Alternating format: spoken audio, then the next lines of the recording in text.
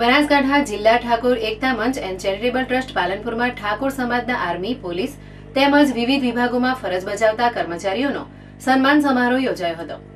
બનાસકાંઠા જિલ્લામાં ઠાકોર સમાજના યુવાનો અને બહેનો સમગ્ર દેશમાં ઠેર ઠેર આર્મી, પોલીસ જેવા વિવિધ વિભાગોમાં ફરજ બજાવે છે અને સમાજમાંથી મોટી સંખ્યામાં યુવાનો અને યુવતીઓ પોલીસ, બીએસએફ, સીઆરપીએફ, રેલવે વિભાગ, ફોરેસ્ટ વિભાગમાં ફરજ પર છે। ત્યારે બોર્ડર પર ફરજ બજાવતા જવાનોના પરિવારજનોને સન્માનિત કર્યા હતા। કાર્યક્રમની શરૂઆતમાં તાજેતરમાં પુલવામામાં થયેલા આત્મઘાતી હુમલામાં શહીદ થયેલા જવાનોને આત્માની શાંતિ માટે મૌન પાળી અને શ્રદ્ધાંજલિ અર્પી હતી।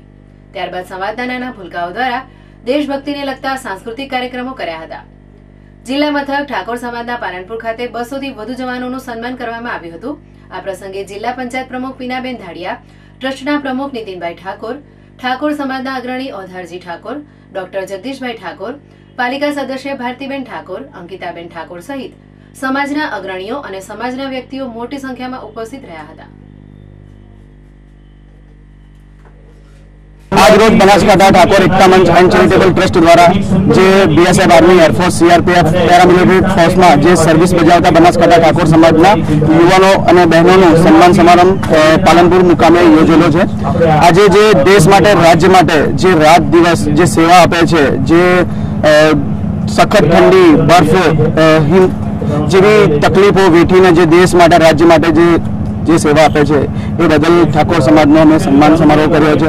साथे जे पुलवामा अंदर बनेलो जे बनाव, जे सीआरपीएफना 44 થી વધારે જે જવાનો જે શહીદ થઈ ગયા એમનો પણ અમે અહીંયા જે શ્રદ્ધાંજલિ પ્રોગ્રામ રાખેલો। સાથે અમારા એક ઠાકોરભાઈ જે જમ્મુ કાશ્મીરના અંદર જે બર્ફશીલાના અંદર પણ એમનું જે નિધન થયું છે, જે શહીદ થયા છે, એમનો પણ અમે અહીંયા શહીદ શ્રદ્ધાંજલિ આપી છે। અને આવનારા ટાઈમના અંદર બનાસકાંઠાના નહીં પણ આખા ગુજરાતના અંદર બધી જ જ્ઞાતિના લોકો પોતપોતાના સમાજના અંદર આવો એક સન્માન સમારોહ ગોઠવે, જેથી કરીને દેશ માટે, રાજ્ય માટે સેવા કરવાનો એમને એક પ્રોત્સાહન પ્રાપ્ત થાય અને સમાજના અંદર એમનું જે સન્માન થાય તો એમને એક ગર્વ ફિલિંગ થાય અને એમને દેશ માટે, રાજ્ય માટે સેવા કરવાનો એક સરસ મોકો છે। એને તક ઝડપી લે અને દેશ માટે, રાજ્ય માટે સેવા।